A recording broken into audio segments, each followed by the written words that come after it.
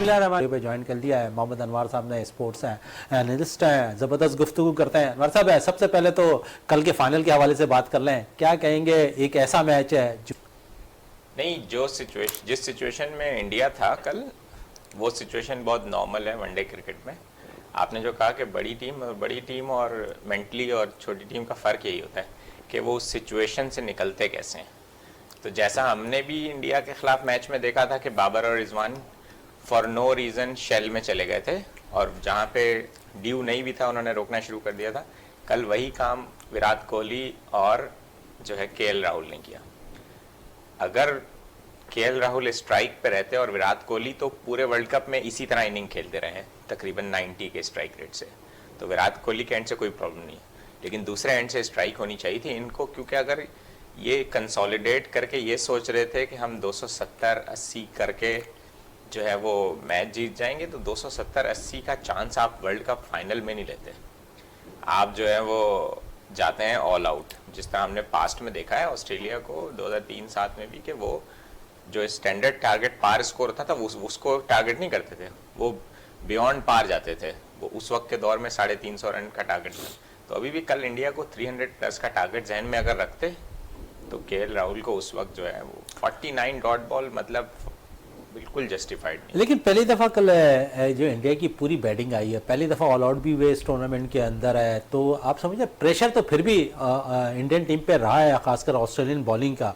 Overall जिस तरह इस टूर्नामेंट के अंदर 8 मैचेस ऑस्ट्रेलिया जीत कर फाइनल खेल रही थी, फिर तमाम के तमाम मैचेस इंडिया ने जीते हुए थे, तो नफसियाती बर्तरी तो इस वर्ल्ड कप में अगर देखें तो वो 6ठी बार टाइटल के लिए खेल रही थी और वो 3री बार टाइटल के लिए खेल रही थी। तो फ़र्क तो यहाँ नज़र आ रहा था, क्योंकि 13 टूर्नामेंट्स के अंदर अब 6 दफ़ा टाइटल ऑस्ट्रेलिया ने जीत ली है।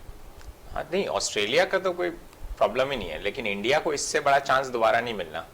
जितनी स्ट्रॉन्ग ये टीम थी, balanced bowling, batting, spin, fast, fielding, सब कुछ परफेक्ट था। योर होम क्राउड सेटअप, आपको सिर्फ उस फेज़ में जो वो पार्टनरशिप थी कोहली और मैं, क्योंकि नीचे वालों को डिस्क्रेडिट नहीं करूँगा, क्योंकि वो आपने जैसा कहा कि उनको तो मौका ही नहीं मिला पूरे टूर्नामेंट में, तो आप उनसे एक्सपेक्ट भी नहीं करते कि वो क्या करेंगे। यस, सूर्य कुमार को कुछ करना चाहिए था, लेकिन असल प्रॉब्लम पूरे मैच का मेरे लिए वो फेज़ था जहाँ पे केएल राहुल ने 109 बॉलों में से 107 बॉलों में से 49 डॉट खेली हैं और सिर्फ 66 रन किए। वहाँ पे वो सिर्फ और सिर्फ 107 बॉल पे 100 रन करते। बैड पिच वहां पर नजर आई आपको इंडिया की। और अगर हम देखें तो जब आपने 241 रन का टारगेट जब ऑस्ट्रेलिया चेस करने जा रही थी और फिर 47 पर हमने देखा कि 3 विकेटें हासिल कर ली थी आपने, फिर जिस किस्म की हेड ने बैटिंग की, लिबिशन ने बैटिंग की, आप समझते हैं कि वहां पर इन्होंने बड़ा मेंटेन रखा अपने आप को, बड़े शॉट पे नहीं गए, सिंगल डबल्स पे बड़ी तवज्जो दी, फिर मिडल ओवर्स के अंदर उनको विकेटें नहीं मिली जब इंडियन बॉलर को, तो भरपूर तौर पर फिर वो खेलते हुए दिखाई दिए। ये बहुत मुश्किल होता है कैप्टन के लिए कि वो उस वक्त ये रियलाइज़ करे और फैसला करे कि ये मैच कंटेन करने से नहीं जाएगा।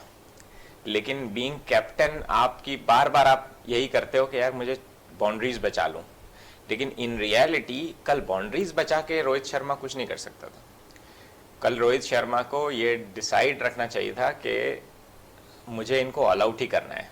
तो अगर 47 पे 3 के बाद थोड़ी पार्टनरशिप हो भी गई थी ना, तो भी आपको अपनी रूटीन फील्ड में नहीं जाना चाहिए था। आपको कंटिन्यू, भले मैच 35 ओवर में ख़त्म हो जाता है, यानी कि जो 43 ओवर में चेज हुआ है वो 35 ओवर में चेज हो जाता, लेकिन ये कंटिन्यू अटैक पे रहते। इन्होंने वहाँ पे दोनों तरफ से स्पिनर लगा के थोड़ा सा ईज कर दिया, थोड़ी सी सेफ फील्डिंग ले ली, इन्होंने स्लिप्स नहीं ली, चीज़ें जो वो आप थोड़ा सा एक्स्ट्रा ऑर्डिनरी कुछ फील्ड सेटिंग करते हैं, जैसे कल पैट कमिंस की कैप्टनसी आउटस्टैंडिंग थी, तो उस तरह की कुछ टैक्टिक्स रोहित शर्मा करते तो चेंज हो सकता था रिजल्ट शायद। चले चेंज हो सकता था। ऑस्ट्रेलिया का दौरा बड़ा इंपॉर्टेंट है, ऑस्ट्रेलिया चैंपियन भी बन गई है, वर्ल्ड कप की 6ठी बार है, पाकिस्तान ने दौरा करना है। चीफ सेलेक्टर वहाब रियाज ने आज बाकायदा पाकिस्तान टेस्ट टीम का ऐलान कर दिया। क्या टीम जो सिलेक्शन का जो ट्रिक होती है वो होती 3-4 प्लेयर्स पे, बाकी आपके 10-12 प्लेयर तो अंडरस्टूड होते हैं जो कि आपकी टीम के साथ चल रहे होते हैं। मुझे सिर्फ इसमें ऑलराउंड कैटेगरी में थोड़ा सा जो है वो डाउट्स हैं, और क्योंकि खुरम शहजाद बिल्कुल ऑस्ट्रेलियन कंडीशंस के लिए अपेरेंटली मुझे सूटेबल लगते हैं, क्योंकि वो डेक हिट करते हैं, वो आगे बॉल नहीं करते यूजुअली, जो कि ऑस्ट्रेलियन विकेटों पे आपको ये लेंथ बॉलर जैसे कि हसन अली करते हैं या खुर्रम शहजाद करते हैं इस किस्म के। लेकिन वसीम जूनियर और शाहीन शाह अफरीदी, फ़हीम अशरफ फिर भी डेक हिट करते हैं, लेकिन वसीम जूनियर और शाहीन शाह अफरीदी जो है वो आगे बॉल करते हैं। शाहीन के पास लेकिन क्लास है, पेस है, तो लेकिन वसीम जूनियर की सिलेक्शन कहीं से नहीं बनती थी। आप 9 फर्स्ट क्लास खेले हुए ऑर्डिनरी सा आपका रिकॉर्ड हो 15 का शायद इस एवरेज हो। बेस पे तो नहीं है कि वर्ल्ड कप में थोड़ी सी परफॉर्मेंस नहीं उन्होंने नहीं दी। वर्ल्ड कप में तो आपकी लेंथ और वो वनडे क्रिकेट की टैक्टिक बिल्कुल डिफरेंट थी यहाँ मीडियम। वहाँ पे आपने लेंथ बॉल करनी है, आई नो कि उसके पास टैलेंट है, लेकिन आपका एक प्रोसीजर और गाइडलाइंस होनी चाहिए। या तो कोई एक्स्ट्राऑर्डिनरी टैलेंट हो साइम अयूब की तरह के, जिसको आप एक सीजन में पिक कर लें, यानी कि आप सब अग्री करते हैं और हम सब अग्री करते हैं।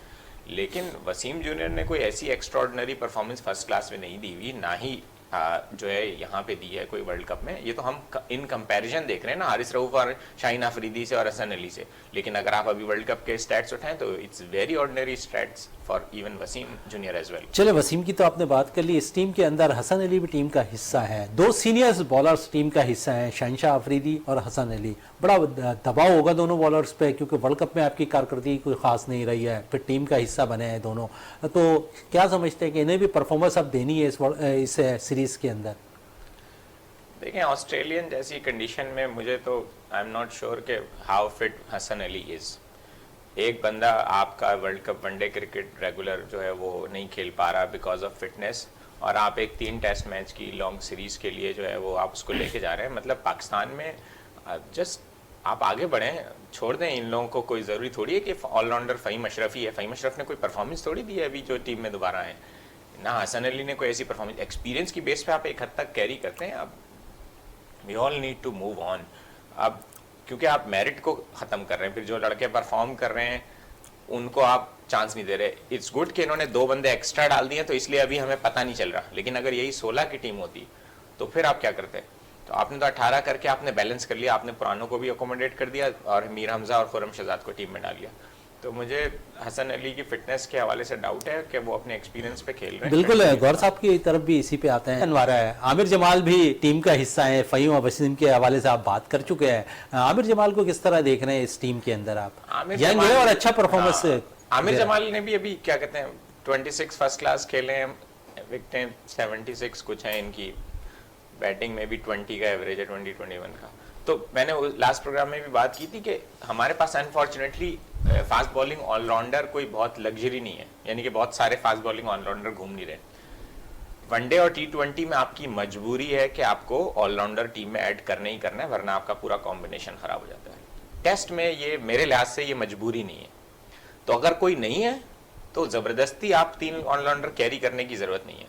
आप स्पेशलिस्ट के ऊपर जा सकते थे। आपने अरशद इकबाल की बात की, मैं बहुत अरसे से उसके बारे में इको कर रहा हूँ ना, आप इको उस पे कर रहे हैं अरशद इकबाल पे, लेकिन शाहनवाज दानी का क्या कसूर है जो मुसलसल टीम के साथ 2.5-3 साल रहा, फिर आपने उसको साइडलाइन के कर दिया, फिर पाकिस्तान शाहीन की नुमाइंदगी की, उसने वहां परफॉर्म किया। फिर अगर हम देखें तो मोहम्मद हसनैन भी फिट हो गए, उनका क्या कसूर था जो टीम के साथ ट्रेवल भी करते रहे, उनका परफॉर्मेंस भी देते रहे। शाहनवाज दानी और मोहम्मद हसनैन की लक ऐसी रही कि वो टीम के तो बहुत करीब रहे, लेकिन उनको खेलने के मौके नहीं मिले। तो जिन्हें मौका नहीं मिलेगा खेलने का, बगैर खिलाए आप टीम से ड्रॉप कर देंगे? बिल्कुल, यही तो ज्यादती है कि आपने, जो मैंने पहले भी कहा था, कि रोटेट ही नहीं किया आपने। बेंच स्ट्रेंथ और अपना जो पूल था उसको यूटिलाइज नहीं करते थे। आप वही 12-13 लड़के खेलते रहते थे, और जो बाकी ट्रैवलिंग प्लेयर्स होते थे या रिजर्व होते थे वो अनयूटिलाइज होते थे। अभी भी वर्ल्ड कप में इन्होंने यही किया, इन्होंने चांस ही नहीं लिया कि किसी रिजर्व को, जबकि 2-3 मौके ऐसे आए थे जिसमें आप बहुत आसानी से अबरार को इन कर सकते थे, शादाब खान की और हसन अली की जगह, और बीच में हारिस रऊफ बेनिफिट हुए थे। लेकिन ये डरते हैं कि कहीं किसी को इन किया, 1-2 मैच खिलाया और उसने परफॉर्म कर दिया तो फिर सबको जवाब देना मुश्किल हो चले, जाएगा। परफॉर्म कर दिया, सबको जवाब दे रहा है। साइम अयूब की मैं बात कर रहा हूँ, 553 रन बोर्ड पे सजाए कायद आज़म ट्रॉफी में, 3 सेंचुरियां इंक्लूड हुए हैं ऑस्ट्रेलिया के दौरे के लिए। आप समझते हैं कि बेहतर चॉइस है? बिल्कुल बेहतर, या जल्दी हमने टेस्ट कैप देने की सोच लिया है? नहीं, आपके पास एक प्लेयर का कोटा तो हर सिलेक्शन में आपको रखना चाहिए, जो आप आई के ऊपर और टैलेंट के ऊपर सेलेक्ट करें। उसमें आप ये ना देखें कि उसको कितना टाइम हुआ है, और इससे ज्यादा नहीं, लेकिन फिर उसको पूरा कॉन्फिडेंस दें कि आप पूरा साल अब इस टीम के साथ हैं और आप अपनी नेचुरल क्रिकेट खेलें। अब वहां पे जाके अगर इसको ऑस्ट्रेलिया में नेचुरली भी हमने देखा है कि अगर आप बहुत ज़्यादा डिफेंसिव होकर खेलते हैं तो आप टीम को कुछ कंट्रीब्यूट नहीं कर पाते। आप अगर अटैकिंग क्रिकेट लेंथ बॉल को, शॉर्ट बॉल को पुल करते रहें, ड्राइव मारते रहें, तो साइम अय्यूब को अगर इन्होंने अपने तौर पे चेंज कराने की कोशिश की तो फिर तो मुझे नहीं पता, लेकिन इसको नेचुरल खेलने दें और इसको अलाउ करें कि आप 0 पे आउट होते हैं या आप 15 रन करते हैं, इट्स फाइन, आप तीनों टेस्ट खेल रहे हैं तो फिर मजा आएगा। चलें इसी पे बात कर लें, हेड कोच के तौर पर टीम के साथ मुंसलिक हैं अनवर, क्या कहेंगे? मैं उनकी as a director cricket appointment पे तो मेरा ख्याल है कि इट्स अ राइट डिसीजन। वो मॉडर्न क्रिकेट को समझते हैं, सारे प्लेयर्स से इन टच हैं और सारी चीज़। हेड कोच शायद इंटरिम रोल है और इंटरिम ही रहना चाहिए, he should not be the permanent head coach of the team. उसके लिए आप यूनुस खान वगैरह को देखें अगर आप लोकल कोच पे जा रहे हैं, पाकिस्तानी कोच पे। चलें अनवर कह रहे हैं